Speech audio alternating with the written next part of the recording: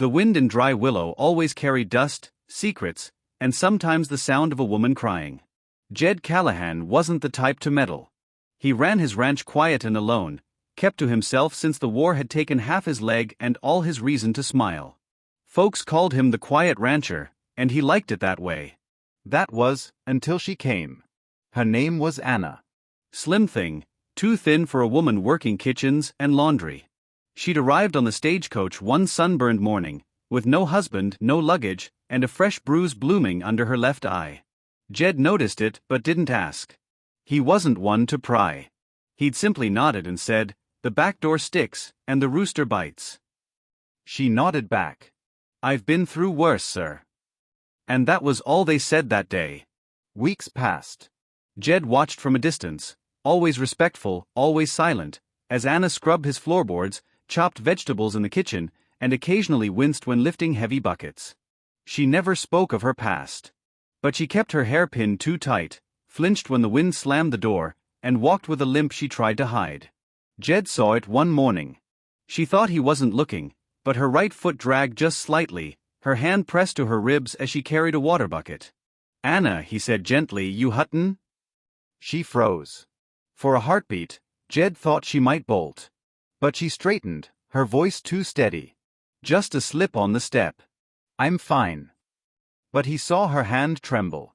And he saw the fear behind her eyes, not fear of pain. Fear of someone. That afternoon, Jed rode into town. Not for feed. Not for lumber. He stopped outside the sheriff's office. Sheriff Barden had always been too smooth for Jed's liking. Tall, polished boots, a mustache too perfect for a dusty town like Dry Willow. "Need something, Callahan?" Barden asked, leaning on the doorframe like the law was just another poker hand. Jed stared at him. "You ever hear of a woman named Anna Carlisle?" Barden's smile twitched. "Can't say I have."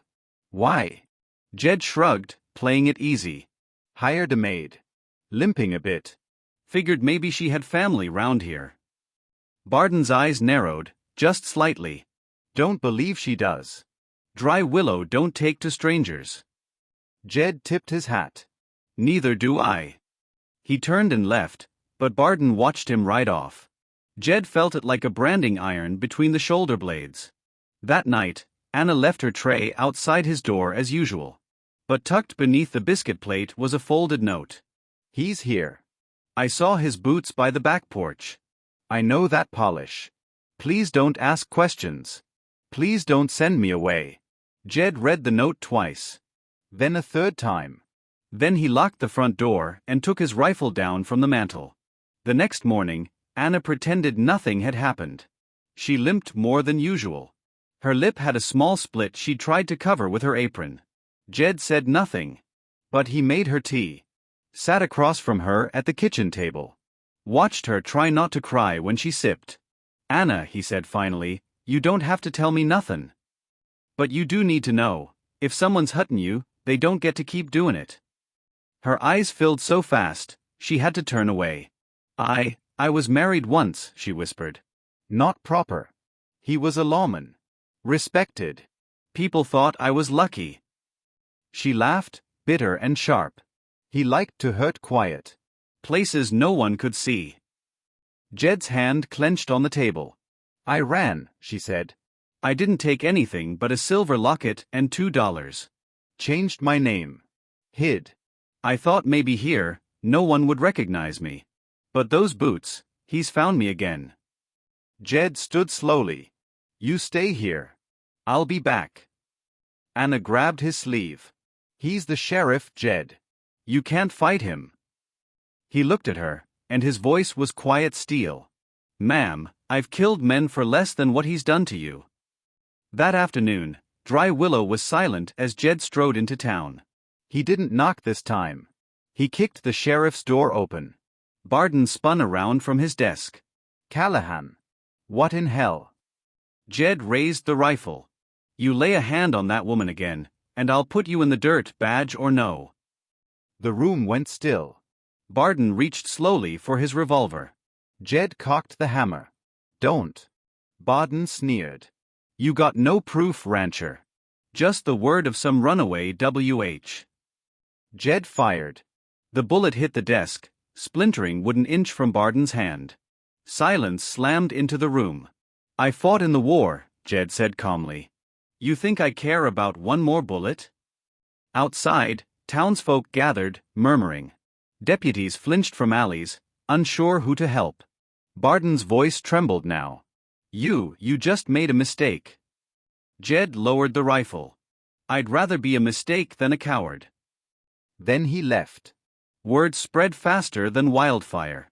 By sundown, half the town knew. Anna wouldn't come out of the ranch house. Jed sat on the porch all night, shotgun in hand. 2 days later, a marshal rode into town.